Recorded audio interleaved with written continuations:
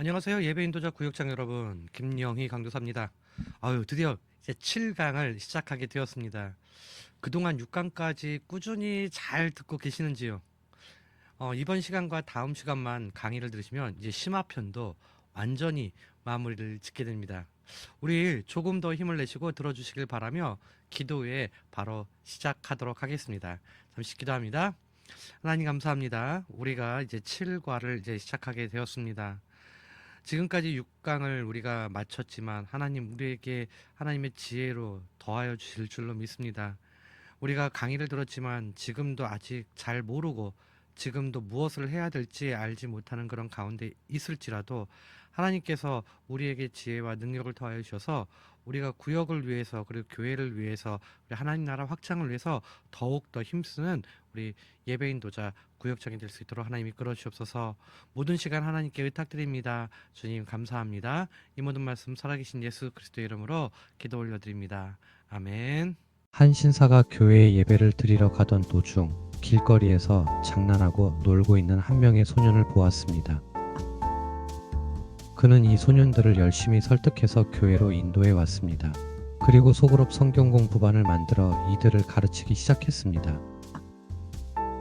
비록 4명밖에 안 되는 모임이었지만 정성을 다해 가르쳤습니다.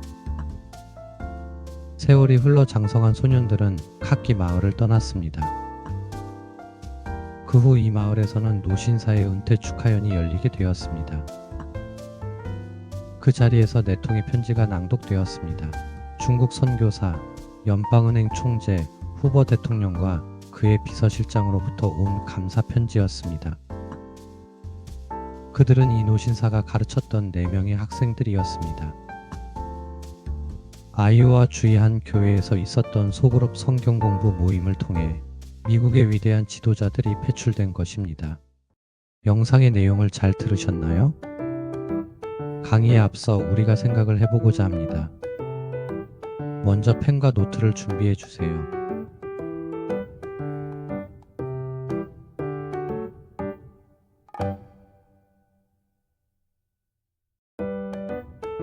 이제 2가지 질문을 드리겠습니다. 첫째, 신앙생활 가운데 소그룹 모임의 유익을 경험하신 부분을 간략하게 적어 보시기 바랍니다. 시간은 20초 드립니다.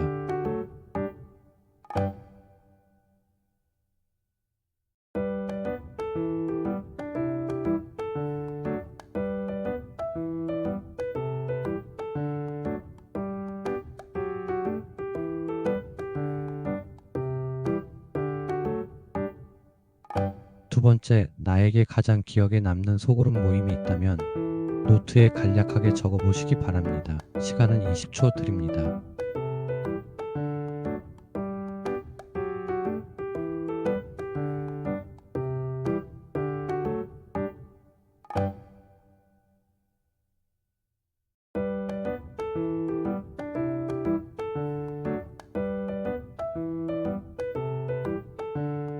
이 2가지 내용을 잘 생각해서 적어 보시고 오늘 강의를 통해서 유익한 정보를 얻어 가시길 바랍니다. 오늘 우리는요 예배 인도자 구역장 바로 세우기 심화편 7강에서 영적 역동성을 깨우는 소그룹 인도법 앞에 섰습니다. 리더자는 자리가 때로는 외롭고 때로는 밑빠진 독에 물 붓는 것 같은 갈증을 느끼게 할 때가 있죠. 하지만 오늘 이 시간 우리는 지식 전달이라는 딱딱한 껍질을 깨고 생명이라는 부드러운 속살을 나누는 법을 배우려고 해요. 개혁주의 신앙은요 성도의 견인을 말하고 있어요. 하나님이 우리를 끝까지 붙드시는 그 손길은 종종 구역이라는 작은 공동체의 손길에서 통해서 나타납니다. 오늘 강의를 통해서 여러분의 구역이 단순한 종교적 모임을 넘어 그리스도의 생명이 역동적으로 살아 숨쉬는 에덴의 정원이 되기를 소망하며 문을 열도록 하겠습니다. 우리가 이끄는 소그룹은 어떤 곳일까요? 학자들의 정의는 우리의 시야를 넓혀줍니다. 빌 헐은 소그룹을 그리스도께 영광을 돌리는 진지한 삶의 방식을 추구하는 모임이라 정의했습니다. 단순히 일요일에 잠깐 만나는 모임이 아니라 월요일부터 토요일까지의 삶이 어떻게 하나님을 향하게 할지 고민하는 삶의 현장이라는 뜻입니다. 맥브라이드는 정기적, 자발적, 계획적인 모임을 강조했고, 폴 스티븐스는 그 궁극적인 목적이 그리스도를 알고 제자로 성장하는 것에 있음을 분명히 했습니다.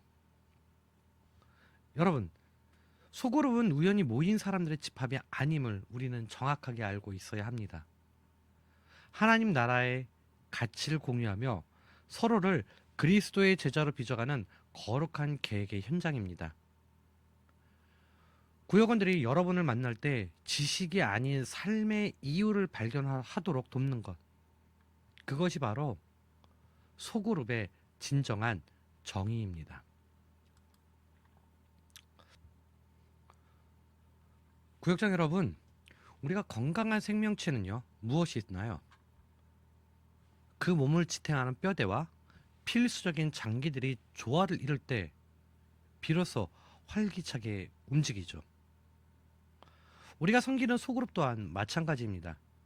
개혁주의 신앙 안에서 성도의 교제란 단순히 사람들의 만남이 아니라 그리스도의 몸된 지체들이 유기적으로 연결되어 함께 자라나는 과정이에요. 우리 소그룹이 영적 건강함을 유지하기 위해서는요, 반드시 갖추어야 할 7가지 필수 요소들이 있는데요. 우리가 이 7가지 필수 요소를 깊이 있게 살펴보도록 하겠습니다. 첫째는요, 의도성입니다. 소그룹은 우연히 모여 시간을 보내는 친목 모임이 아님을 잘 알고 계시죠? 하나님의 뜻 안에서 영적 성장을 목표로 모이는 의도적인 공동체입니다. 둘째는요, 대면 만남입니다. 아무리 기술이 발달한 시대에도요, 얼굴과 얼굴을 맞대고 숨소리를 느끼며 대화하는 것은 인격적인 변화를 위한 필수 조건입니다.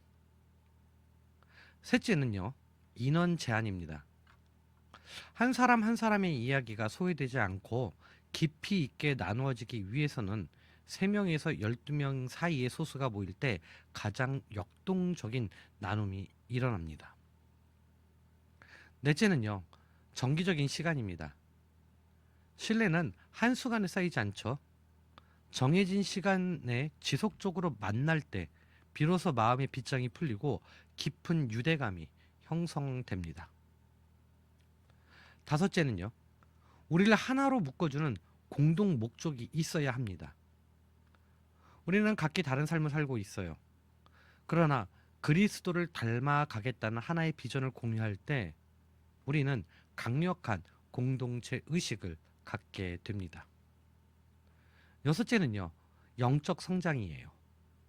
모임의 즐거움을 넘어서 우리가 하나님의 말씀 앞에 우리의 자신을 비추고 그리고 어제보다 더 성숙한 그리스도인으로 변화되는 성장의 기쁨이 있어야 합니다. 마지막 7번째는요, 재생산, 곧 전도예요. 여러분, 살아있는 모든 생명체는요, 번식을 하고 있어요. 건강한 소그룹은요, 우리끼리만 만족하는 데 머물지 않고 끊임없이 새로운 영혼을 구원하고 또 다른 소그룹을 낳는 생명력을 증명해야 합니다. 사랑하는 구역장 그리고 예배인도자 여러분, 이 7가지 요소는요, 우리 소그룹을 지키는 든든한 울타리이자 성장의 동력입니다. 혹시 우리 구역에서 약해진 부분은 무엇일까요? 오늘 우리가 이 7가지 기둥을 다시 한번 살펴보면서 아주 점검을 잘하여서 지식 전달을 넘어 생명이 살아 숨쉬는 역동적인 구역을 만들어 가시기를 주님의 이름으로 간절히 소망을 해봅니다. 이제 우리가 리더의 자질 C7이라고 이야기를 하기도 하는데요. 이 리더의 자질을 우리가 한번 살펴보고자 합니다. 리더십의 본질은요, 사역의 기술이나 방법론 이전에 리더가 하나님 앞에서 어떠한 사람인가를 의미하는 존재에 있습니다. 개혁주의 신앙의 관점에서 리더는요, 스스로의 능력을 증명하는 자가 아닙니다. 오히려 자신의 연약함을 인정하고 오직 하나님의 은혜에 붙들린 존재가 될 때 비로소 영적 권위가 세워집니다. 빌 도나유가 제시한 리더의 7가지 차질 중 우리의 존재를 결정짓는 3가지 핵심을 먼저 살펴보도록 하겠습니다. 첫째는요, 그리스도를 따르는 자예요. 마가복음 1장 20절에서 제자들이 부르심을 받았을 때 모든 것을 버려두고 즉시 주님을 따랐던 것처럼 리더는 그리스도를 향한 뜨거운 열정을 가진 가장 앞선 추종자가 되어야 합니다. 구역원들에게 나를 따르라고 말하기 전에 내가 먼저 주님의 뒤를 신실하게 걷고 있는지 돌아봐야 합니다. 둘째는 성품이에요. 빌립보서 2장 5절 말씀처럼 우리 안에 예수 그리스도의 마음을 품는 것입니다.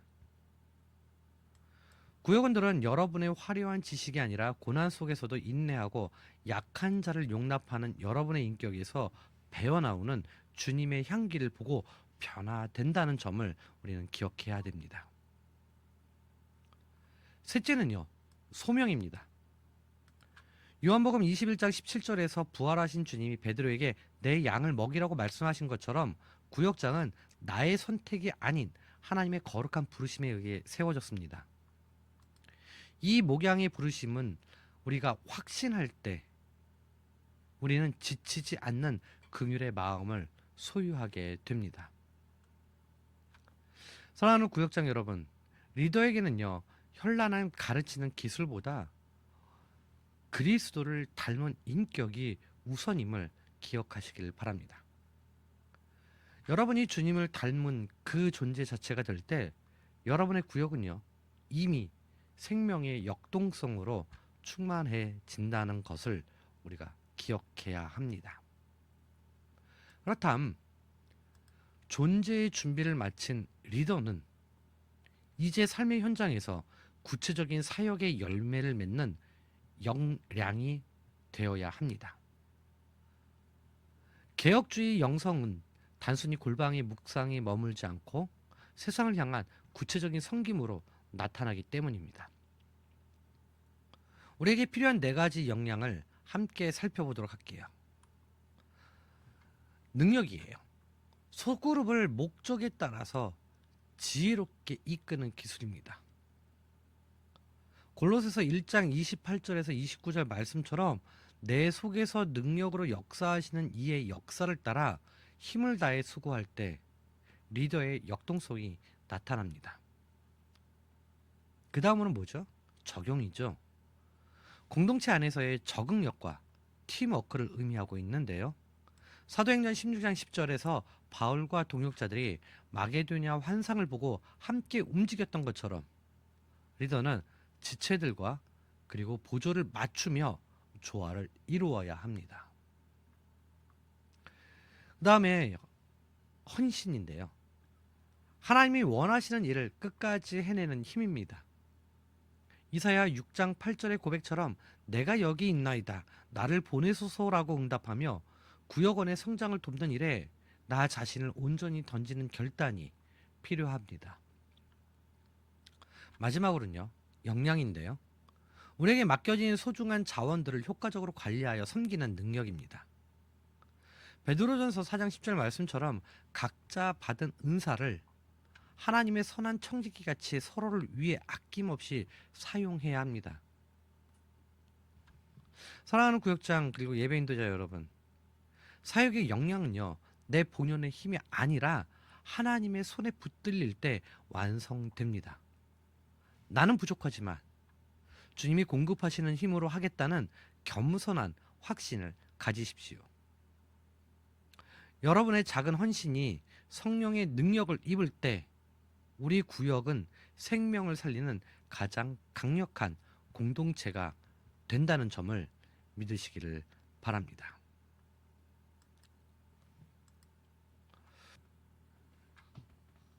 우리가 지금까지 자질에 대해서, 곧 무슨 자질이죠? 리더의 자질에 대해서 우리가 살펴보았다면 한 가지 더 중요한 것이 있어요. 의사소통의 혁명이라고도 합니다. 이것은요, 속으로 반해서 우리의 말 한마디는 영혼을 살리는 마중물이 되기도 하고요. 때로는 보이지 않는 칼날이 되어 상대의 마음에 생채기를 내기도 합니다. 개혁주의의 영성은 단순히 바른 교리를 아는 것에 그치는 것이 아니라 그 진리가 우리의 언어를 통해서 어떻게 흘러가는가에 주목합니다. 그래서 우리는 대화의 물기를 바꾸는 두 가지의 소통 방식을 지금 깊이 묵상해 보고자 합니다. 첫째는 너 메시지예요. 이것은 비난이나 명령의 어조를 띠며 문제의 화살을 상대방에게 돌리는 방식입니다.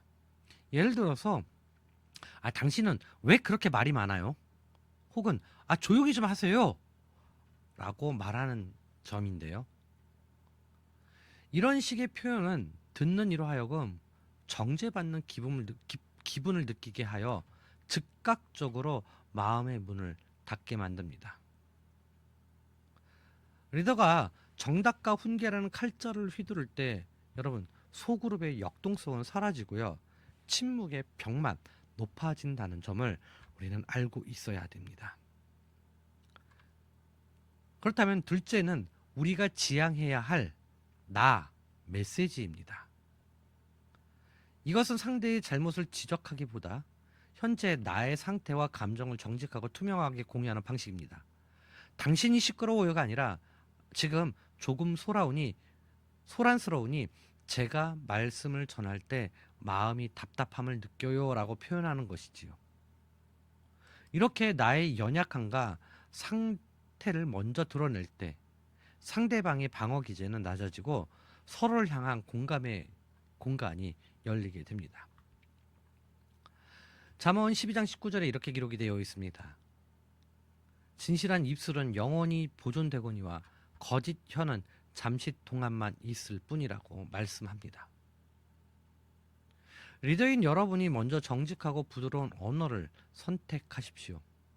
비난의 너를 내려놓고 공감의 나로 다가갈 때 우리 구역은요, 세상 어디에도 경험할 수 없는 안전의 복음의 안식처가 된다는 거죠.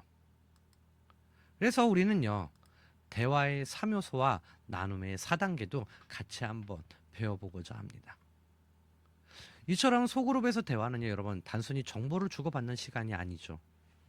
그것은 한 영혼의 깊은 속삭임을 듣고 하나님의 사랑을 함께 확인하는 거룩한 교제입니다. 개혁주의 신앙에서 성도의 교제는 그리스도의 몸된 지체들이 서로를 세워가는 필수적인 과정인데요. 이를 위해 우리가 꼭 기억해야 할 대화의 3요소와 나눔의 4단계를 깊이 있게 한번 살펴보도록 하겠습니다. 먼저 참된 대화를 지탱하는 세 가지 기둥이 있어요. 그것은 바로 사랑, 정직, 그리고 신뢰입니다. 여기서 사랑은요, 단순한 감정을 넘어서 지체의 영혼을 끝까지 책임지겠다는 그리스도의 아가페적 결단입니다. 그리고 정직은 하나님 앞에서 꾸밈 없이 자신을 드러내는 코람데오의 용기이며, 신뢰는 이 모든 진실함이 공동체 안에서 안전하게 보호받을 수 있다는 확신입니다. 이 세 가지 요소가 조화를 이룰 때 우리 구역은요, 세상의 가면을 벗고 주님의 은혜가 입는 영적 안식처가 됩니다. 그렇다면 우리의 나눔은 어느 깊이까지 나아가야 할까요? 닐 맥브라이드는요, 나눔의 과정을 4단계로 설명하고 있어요. 첫 번째는 일반적인 내용을 나누는 피상적 단계입니다. 날씨나 아니면 가벼운 안부를 묻는 이 단계에는 나눔의 입구이지만 여기에만 머물러서는 영적 변화를 기대하기는 어렵습니다. 두 번째는요, 사실적 요소를 나누는 지식적 단계입니다. 성경 지식이나 교회 지식을 나누는 단계이지요. 유익하지만 여전히 내면의 삶과는 거리가 있습니다. 세 번째는 감정 노출이 일어나는 개인적 단계입니다. 자신의 솔직한 느낌과 아픔을 표현하기 시작할 때 비로소 마음과 마음이 닿는 공명이 일어납니다. 마지막 4번째는 내면의 깊은 고백이 이루어지는 핵심 단계입니다.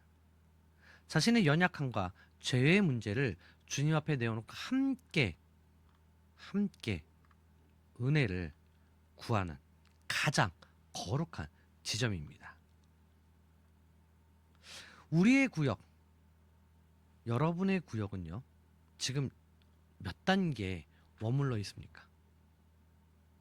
구역원들이 네 번째 단계인 깊은 고백으로 나아오길 원하신다면 리더인 여러분이 먼저 정직하게 자신의 내면을 열어주시길 바랍니다. 여러분의 투명한 고백이 마중물이 되어서 구역원들의 굳게 닫힌 마음의 빗장을 열게 될 거예요. 지식 전달을 넘어서 생명을 나누는 역동적인 나눔이 여러분의 구역 가운데 풍성히 임하시길 주님의 이름으로 소망합니다. 그렇다면 이제는 우리는 질문의 기술도 한번 배워보고자 해요.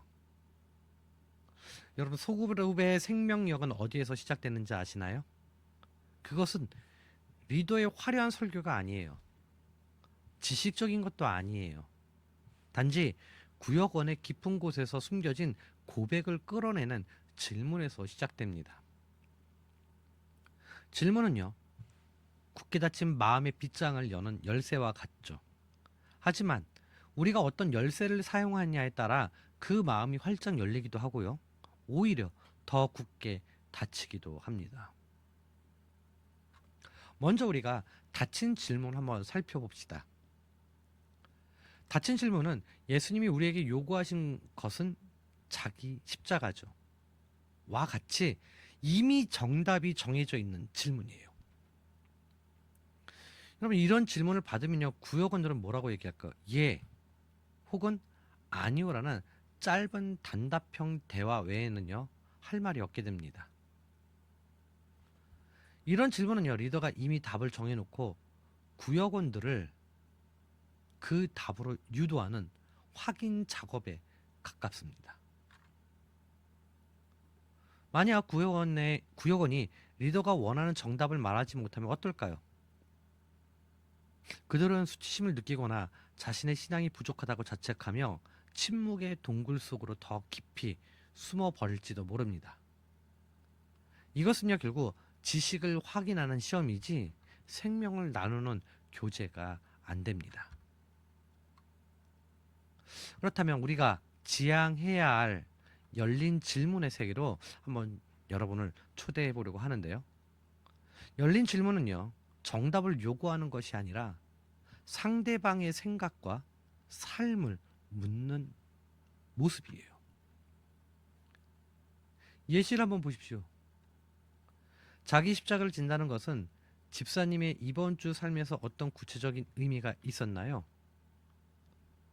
이 질문은요, 여러분, 정답이 없습니다. 집사님이 이번 한 주 동안 자녀를 인내하며 기다려준 것도, 직장에서 억울한 일을 당했지만 주님의 이름으로 참아낸 것도 모두가 그분의 자기 십자가이기 때문입니다. 이처럼 열린 질문은요, 구역원으로 하여금 하나님의 말씀을 자신의 삶이라는 거울에 비추어 보게 만듭니다. 질문을 통해서 스스로의 성경의 진리를 발견하고 그것이 자신의 삶에 어떻게 적용되는지를 깊이 고민하게 유도하는 것이지요. 이때 비로소 소그룹 안에서는요, 자유로운 대화가 시작되고 영적인 역동성이 발생하게 됩니다. 사랑하는 예배인도자 구역장 여러분, 유능한 리더는요, 정답을 가르치는 자가 아닙니다. 진정한 리더는요, 구역원들이 하나님의 임재 안에서 스스로 진리를 발견하도록 돕는 지혜로운 질문자입니다. 오늘 여러분의 구역원들에게 성경이 무엇이라고 기록되어 있느냐라고 묻기보다 그 말씀이 오늘 당신의 가슴에는 어떻게 울리고 있나요? 라고 물어봐 주십시오. 리더가 정답을 말해야 한다는 강박에서 벗어날 때 성령님께서 그 질문의 틈새를 통해서 구역원의 마음속에 직접 말씀하시기 시작한다는 점을 우리는 기억해야 됩니다.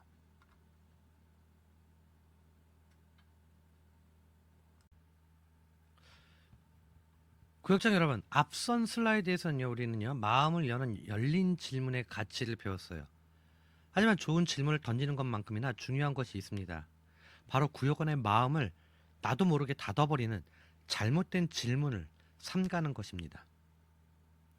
리더의 말 한마디는 영혼을 살리는 마중물이 될 수도 있지만 때로는 정성껏 가꾼 나눔의 꽃밭을 밟아버리는 무거운 발자국이 될 수도 있어요. 우리가 사역의 현장에서 반드시 경계해야 할 5가지 질문의 함정을 한번 살펴보겠는데요. 첫째는요, 기관총 질문이에요. 뭐 무기가 나오네요. 기관총 질문. 이것은요, 한 번에 2가지, 3가지 질문을 쏟아내는 방식입니다. 이런 거죠. 지난주 어떻게 지내셨나요? 말씀을 좀 보셨나요? 오늘 본문에서 가장 은혜 받은 구절은 무엇이고 그걸 어떻게 적용하셨죠? 여러분, 이런 질문을 받은 구역원의 심정은 어떨까요? 마치 취조실의 밝은 조명 아래 서 있는 듯한 당혹함을 느낍니다. 영혼의 나눔은 호흡과 같죠. 한 번에 1가지 질문만 던지십시오. 구역원이 그 질문을 충분히 소화하고 자신의 속도를 찾아 대답할 수 있도록 리더인 우리가 먼저 기다림의 미학을 배워야 합니다. 둘째는 신학박사 질문입니다. 리더로서 더 깊은 진리를 가르치고 싶은 열정은 귀하지만 소그룹 현장에서 너무 어렵고 현학적인 신학 용어를 사용하는 것은 주의해야 합니다. 이런 거예요. 이 본문이 가진 종말론적 함의와 기독론적 관점에서의 구속사적 의미는 무엇이라고 생각하십니까? 이런 질문은 구역원들로 하여금 나는 성경을 잘 모른다 라는 소외감을 느끼게 하고 입술을 닫게 만듭니다. 개혁주의 신학의 거장 존 칼빈은요, 명료성과 간결성을 강조했습니다. 진리는 어린아이도 이해할 수 있을 만큼 낮고 따뜻하게 전달되어야 합니다.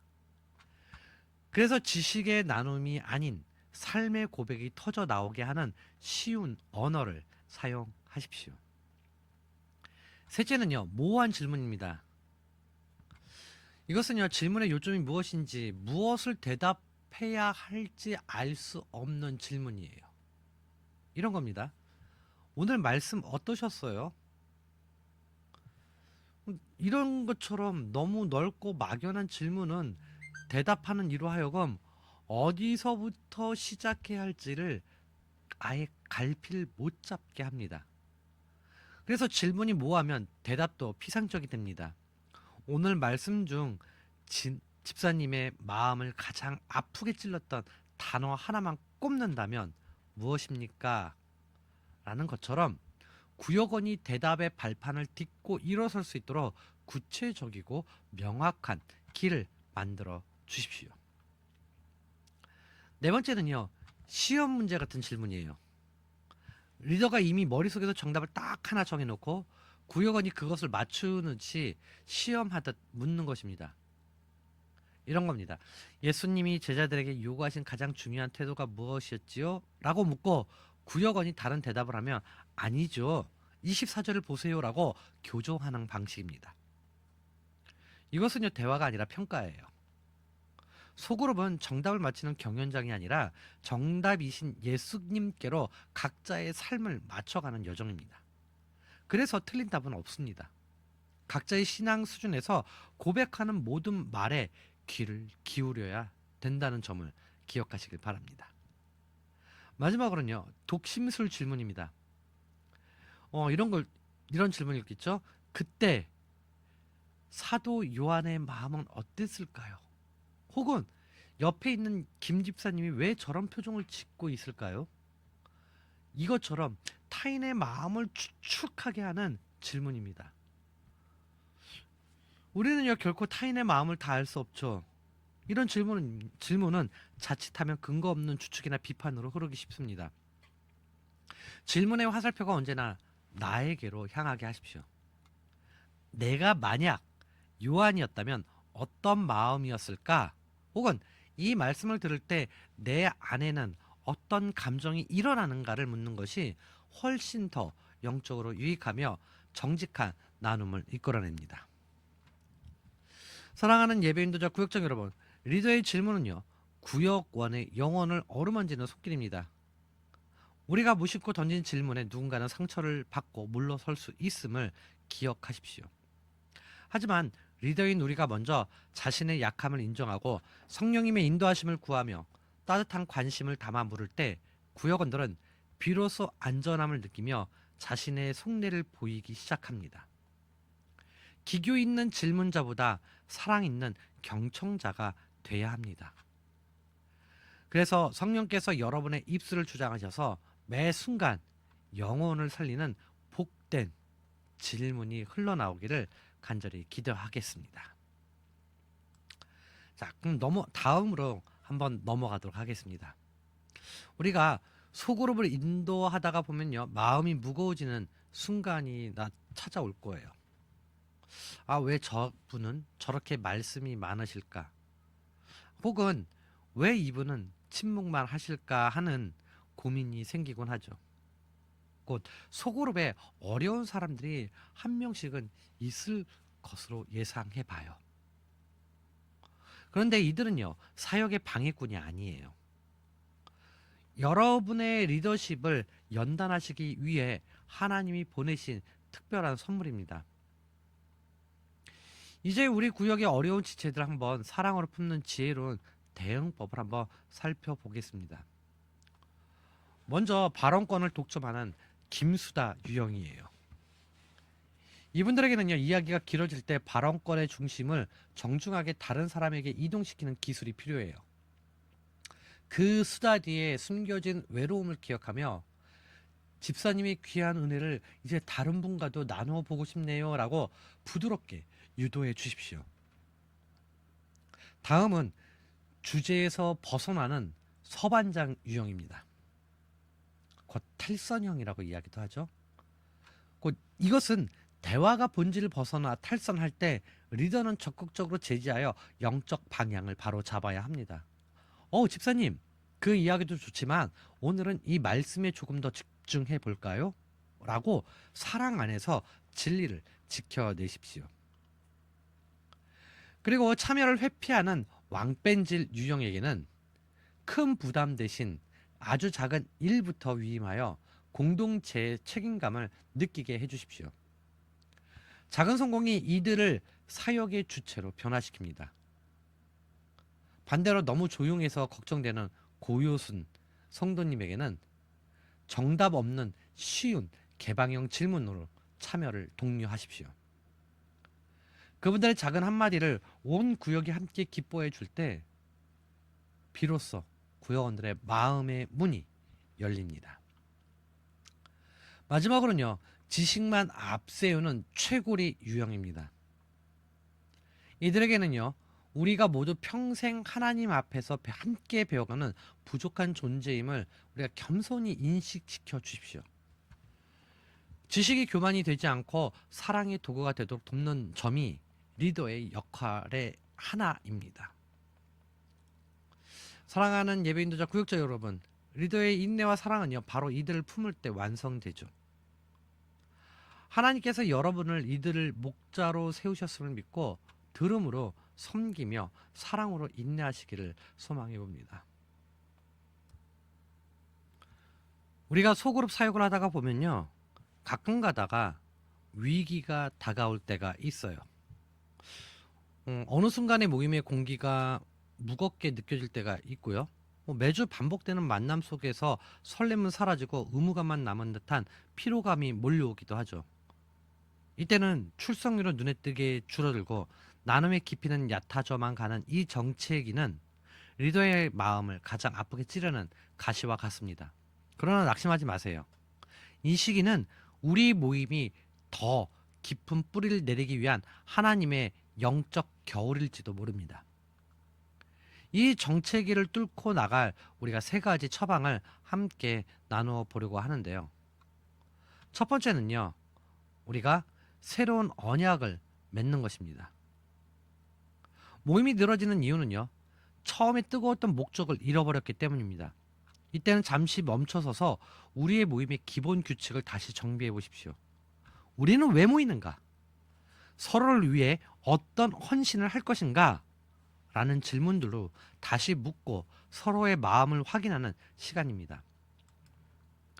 단순한 규칙 수정이 아니라 식어버린 사명의 불씨를 다시 지피는 마음의 재계약이 필요합니다. 둘째는 시선을 밖으로 돌리는 것입니다. 우리끼리의 친교에만 갇혀 있으며 영적 산소는 금세 고갈되고 맙니다. 모임이 정체될수록 소외된 이웃을 향한 봉사나 선교의 현장으로 함께 나아가 보십시오. 고요했던 물이 흐를 때 생명력이 살아나듯 구역원들이 함께 누군가를 섬기며 하나님의 일하심을 목격할 때 정체기의 피로감은 온데간데 없이 사라지고 새로운 활력이 솟아납니다. 마지막으로 우리 모임 장소에 빈 방석 하나를 마련하십시오. 그 자리는 아직 주님을 알지 못하는 누군가를 위한 혹은 우리 모임에 다시 돌아와야 할 낙심자를 위한 자리입니다. 모일 때마다 그 빈자리를 바라보면서 우리 함께 기도합시다. 주님, 저 자리에 앉을 영혼을 우리에게 보내주소서라고 간구할 때 소그룹의 존재의 이유는 우리만의 위로에서 영혼 구원이라는 본질적인 사명으로 회복됩니다. 사랑하는 구역장 여러분, 리더가 먼저 포기하지 않는다면 소그룹의 생명력은 결코 끊이지 않습니다. 이 정책의 터널의 끝에 예비된 하나님의 더 큰 부흥을 기대하며 우리가 다시 한번 기도로 무릎을 세우시기를 주님의 이름으로 간절히 소망해 봅니다.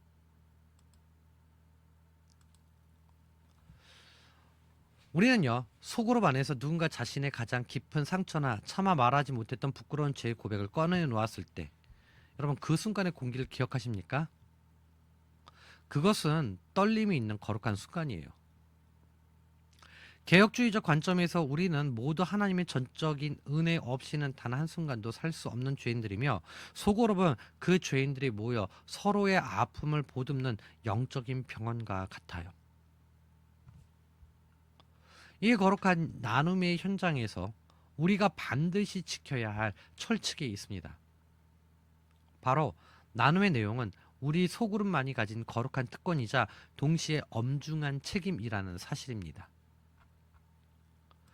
누군가 자신의 삶을 보여주었다는 것은 여러분, 그 여러분을 하나님처럼 신뢰한다는 뜻이에요.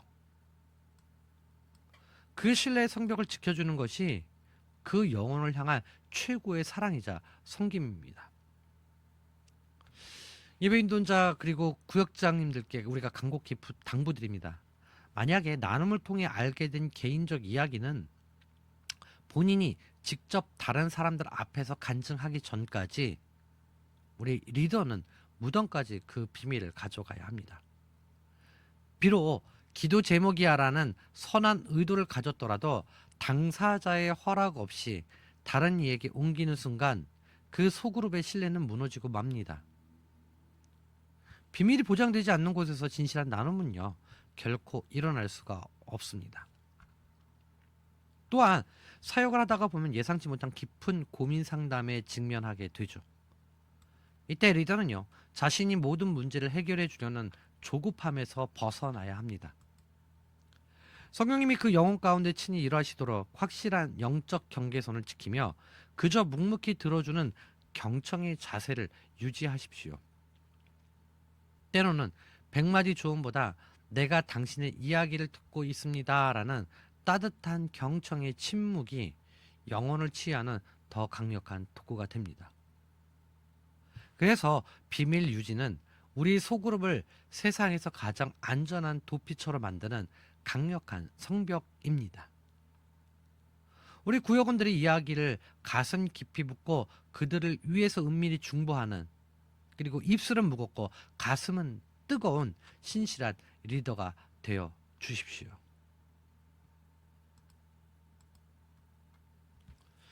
사랑하는 예배인도자 구역장 여러분, 소그룹이라는 거룩한 공동체를 세워나가는 그 과정은요, 마치 주님의 은혜가 머무는 집을 짓는 것과 같습니다.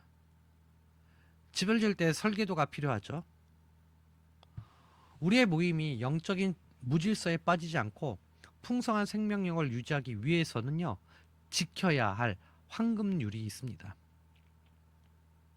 그래서 모임의 순서와 그리고 재정 그리고 주중의 삶을 잇는 구체적인 원칙들을 한번 살펴보려고 하는데요. 첫째로 모임의 흐름을 결정하는 황금 순서를 기억하십시오. 우리 모임은 따뜻한 식사와 교제로 시작됩니다. 이것은요, 개혁주의 전통에서 성찬이 중요하듯 성도가 함께 밥을 먹는 식탁 공동체는 마음의 빗장을 푸는 가장 강력한 도구입니다. 이어지는 마음 열기를 통해서 일상의 벽을 허물고 찬양과 기도로 성령님의 임재를 구한 뒤 비로소 말씀의 나눔의 자리로 나아갑니다. 이후 나눈 내용을 붙들고 뜨겁게 합심하여 기도하고 우리를 넘어 세상을 향한 전도와 선교를 도전하며 각자의 역할을 분담하는 것으로 마무리를 짓습니다. 이 순서는 단순히 효율적인 진행을 위한 것이 아니라 우리의 마음이 세상을 떠나 하나님께를 향하도록 돕는 영적인 여정입니다. 둘째는 투명하고 그리고 건강한 재정 사용의 원칙입니다. 소그룹 안에서 모인 예물이 우리끼리의 친목을 위해서만 사용된다면 그 모임은 영적인 고립에 빠지게 됩니다. 따라서 전체 재정의 50%는 선교와 전도비로, 25%는 어려운 이웃을 위한 구제비로 사용하여 은혜를 외부로 흘려보내야 합니다.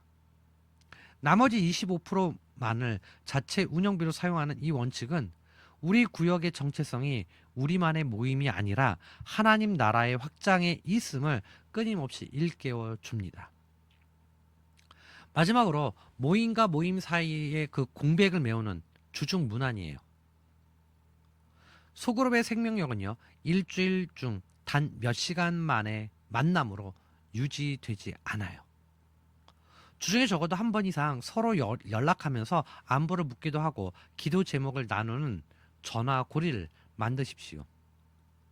주중에 전해지는 짧은 격려의 전화 한 통화는요, 구역원이 고난의 한복판에서 버틸 수 있는 영적인 탯줄이 됩니다. 이 황금률은요, 단순히 딱딱한 규칙이 아니라 여러분의 소그룹을 지탱해주는 든든한 울타리입니다. 그래서 이 질서 안에서 사랑의 수고를 아끼지 않을 때 여러분의 구역은요, 세상이 줄 수 없는 참된 평안과 그리고 기쁨이 넘치는 천국의 모형이 될 것입니다. 그래서 이 원칙들을 마음으로 실천하는 우리 복된 리더가 되시기를 간절히 소망해 봅니다. 자, 그렇다면 다음에는요, 우리가 리더의 최종 자세라는 것을 우리가 한번 나누어 보겠어요. 제목으로 뭐가 나와 있죠? 듣는 자가 되라.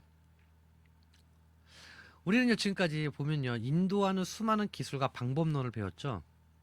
하지만 그 모든 기술 위에 군림하는 가장 위대한 리더십의 완성은 무엇일까요? 그것은 바로 듣는 자가 되는 것입니다.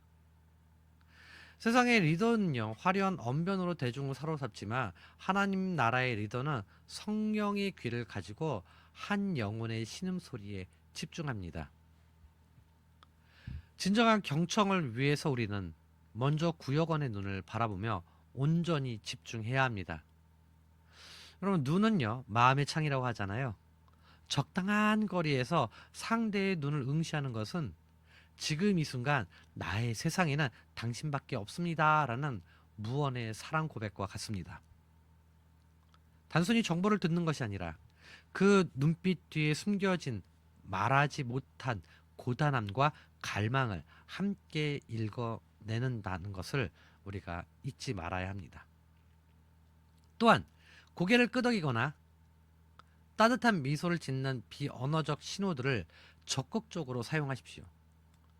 여러분의 작은 끄덕임 하나는요, 구역원에 내 이야기가 지금 존중받고 있구나, 내가 이곳에서 안전하구나 라는 확신을 줍니다. 이 공감의 반응들이 쌓여갈 때 구역원에 닫혔던 마음 문은 서서히 열리고 그 틈 사이로 하나님의 치유가 시작됩니다. 그래서 사역의 현장에서 우리가 가장 경계해야 할 유혹은 섣부른 조언이에요.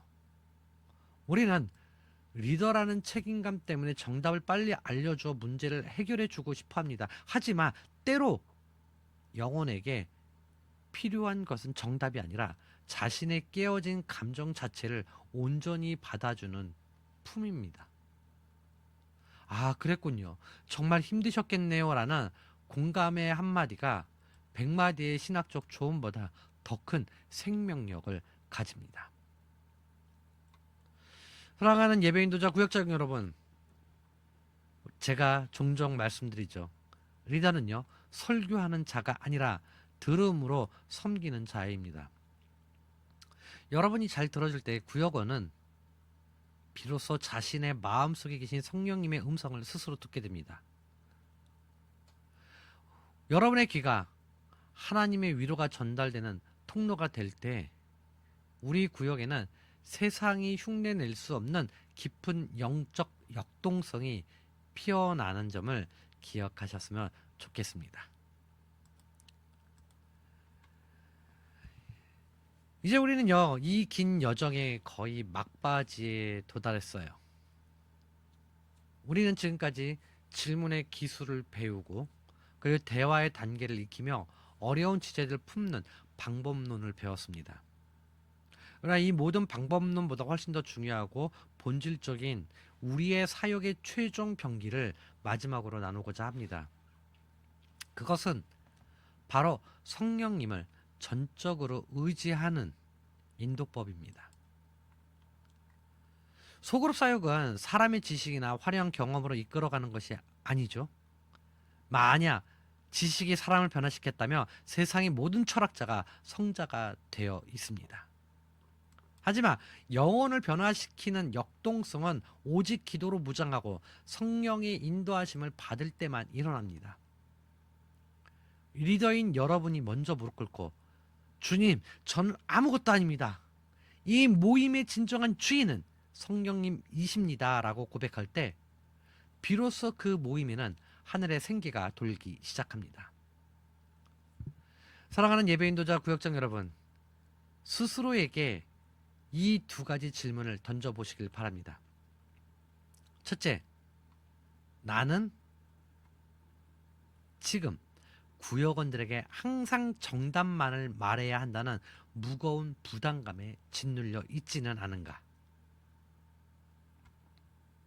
리더는요, 백과사전일까요? 아니에요. 리더는 백과사전이 아닙니다. 정답을 가르쳐야 한다는 강박에서 자유로워지십시오. 오히려 우리가 정답을 모른다고 시인할 때 정답이신 성령님께서 일하실 공간이 생깁니다. 둘째, 나는 하나님 앞에서 구역원의 한 사람으로 진실하게 참여하고 있는가? 우리 여러분은요, 가르치는 스승이기 전에 구역원들과 함께 하나님의 은혜를 갈구하는 동일한 예배자입니다. 여러분이 먼저 하나님 앞에 한 사람의 연약한 구역원으로서 서서 진솔한 눈물을 보일 때 구역원들은 그 모습 속에서 역설적으로 하나님의 강함을 발견하게 됩니다.